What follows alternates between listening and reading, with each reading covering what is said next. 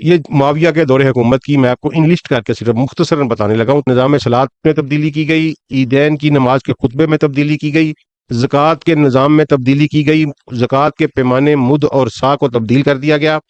اس کے علاوہ زکوٰۃ اور بیت المال پر اپنے اقربا کا ہاتھ صاف کروایا گیا اور ان میں بددیانتیاں اور خیانتیں کی گئیں۔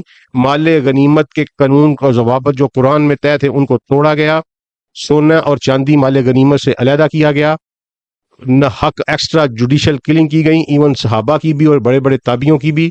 اور سب سے بڑھ کر یہ کہ مولا علی علیہ السلام کو تمام سلطنت میں یہ مینڈیٹری کر دیا گیا کہ جہاں کوئی بھی خطبہ دینے کے لیے کھڑا ہوگا وہ علی پر سب و شتم کرے گا۔ خود معاویہ مدینہ جب آئے تو انہوں نے سعد ابن وقاص رضی اللہ عنہ جیسے جلیل القدر صحابی کو اس بات پہ اکسایا کہ وہ علی پر سب و شتم کریں۔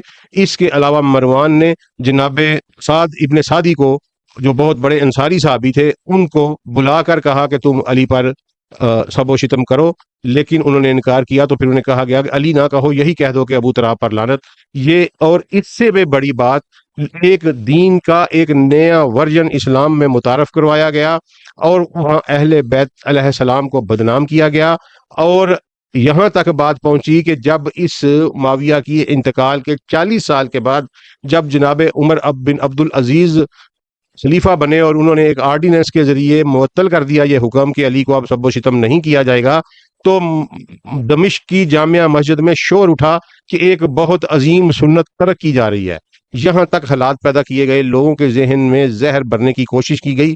انٹاکسیکیشن کا یہ عالم ہے کہ یہ انٹاکسیکیشن آج تک چل رہی ہے۔ اہل بیت اور آل رسول کے مفہوم کو بدلا گیا، ان کے معنی کو بدلا گیا، اور آج تک یہ انٹاکسیکیشن چل رہی ہے۔ اس زہر سے آلودہ اذہان آج بھی یہ تبلیغ کرتے نظر آتے ہیں کہ علی اہل بیت میں نہیں سے، کیونکہ دماد اہل بیت میں نہیں ہوتا۔